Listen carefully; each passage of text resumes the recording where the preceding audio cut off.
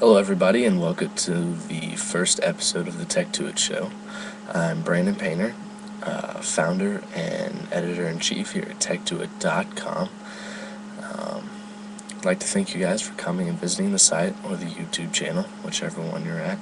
But we have quite a few things to go over today. The week's been pretty hectic as far as press conferences, releases, rumors, and all kinds of stuff, so I'm just gonna get right to it. The first matter of business today is the Facebook phone that has been talked about forever. It's not actually branded by Facebook. It's called the Ink Cloud Touch, and the operating system is based primarily on Facebook. But aside from Facebook, Ink has chosen to integrate the Spotify Premium service into this phone along with Fluency, the type predicting engine that powers SwiftKey. The two serve as significant upgrades on the default media player and keyboard software, and add just some nice features to a phone that's already going to deliver quite a bit for a small price. Next thing here, Nokia's talks with Microsoft. This is going to be happening on Friday. There was a release where a Nokia exec, it's called the Burning Memo. He pretty much talked about how everyone else has been doing so much better than Nokia these days, and well, essentially they're just going to partner with Microsoft and Windows Phone 7. Instead of delivering Symbian powered devices, it's going to be Windows Phone 7 Nokia devices. Supposedly this is going to happen on Friday, as I said. Originally they talked to Google and Android, but obviously Google turned them down because, as the Google VP tweeted, "Two turkeys do not make an eagle."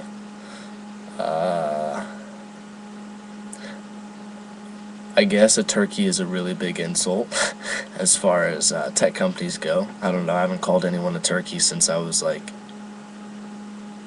8. But anyway, they're in the final stages of the talks with Microsoft, and they are close to announcing a software partnership. Next thing is for you music video game enthusiasts. Guitar Hero is dead. I'm sorry to tell you, it's been successful forever, but it's no secret that the once really popular franchise has just been going downhill completely. Guitar Hero 5 really wasn't that great of a game, so the announcement that Activision would disband the Guitar Hero team and kill off development for the next title in the series is sad, but it was somewhat expected. Earlier in the week, well, as in yesterday, HP's Think Beyond event had quite a bit. They announced their tablets. The touchpad tablet, which is 9.7 inches, essentially it's the same design as the iPad, just a little bit more sleek and black instead of the silver. It's going to be running WebOS 3.0. They took a page out of Google's playbook there by going with the 3.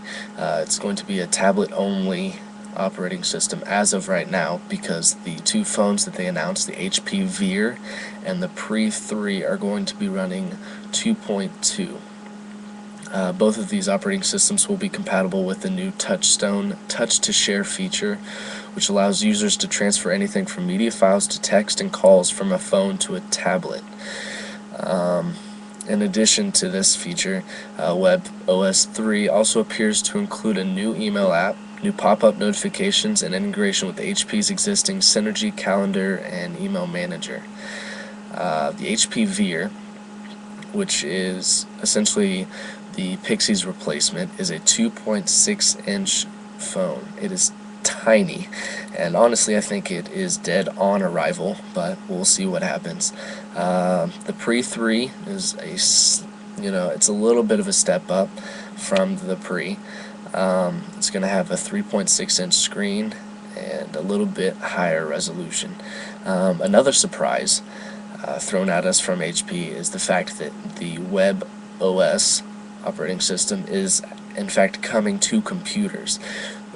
Details on this were a little scarce, but I'm sure more will be coming out as the week goes along. The day prior to that, Sprint announced Kyocera Echo, a dual-screen Android phone. They were promising an industry first on their invite, which included the illusionist Blaine, as well as a lot of cocktails and fancy food. It was pretty much just a huge party, and it sounded like it was a lot of fun to be at.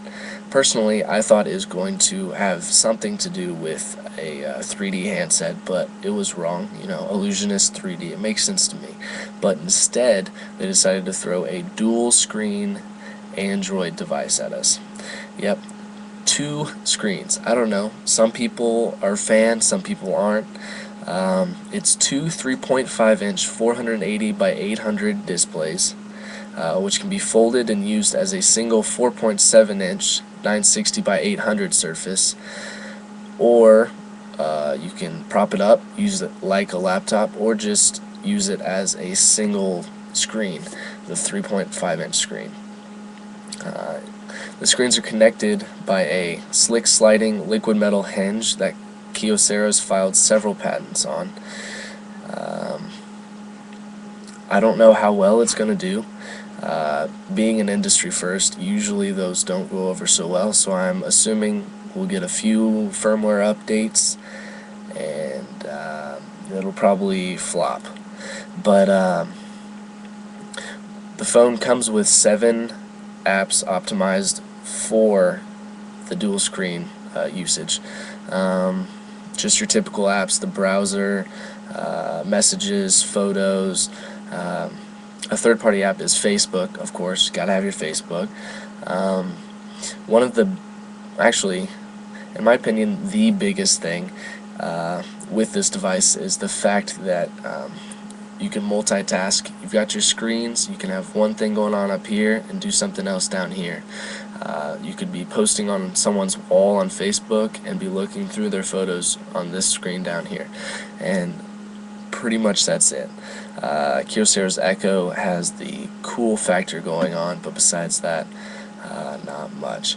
Dell also had their, I apologize, Sprint's press conference was on Monday, but Dell decided to squeeze in there on Tuesday between Sprint and HP with a slightly less explosive press conference.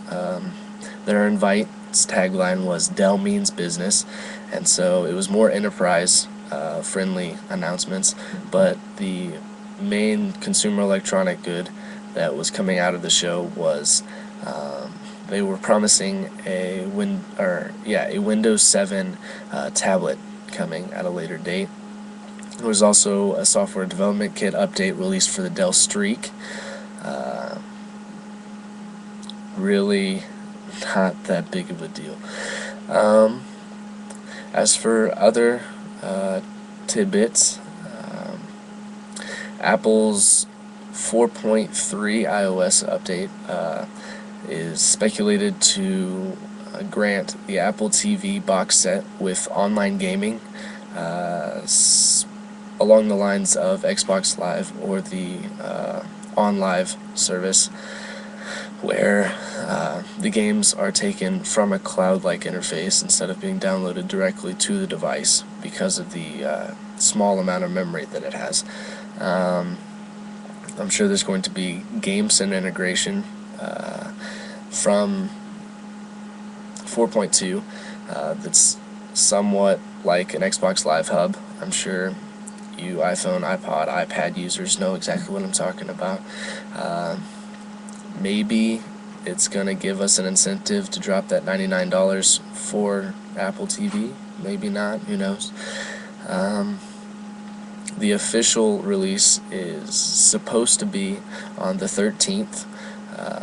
That's the day before Mobile World Congress 2011 starts. There's also speculation the iPad 2 will be unveiled, but I really don't think so. The iPad window is at the beginning of April, and I think they'll stick to that, especially considering Mobile World Congress will be going on, and there will be plenty of other things that will steal the thunder, such as the Xperia Play phone, which is Sony Ericsson and Google's project, pretty much a PSP phone. If you haven't heard about it, go ahead and look on our website. We have plenty of details.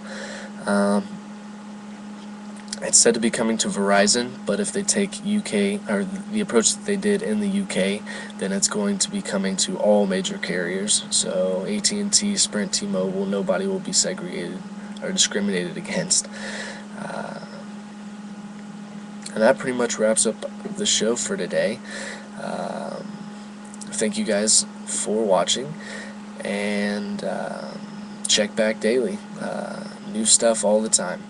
We had a slight drought as far as articles go, but you know, we are in school, so we had a little bit of load that was thrust upon us.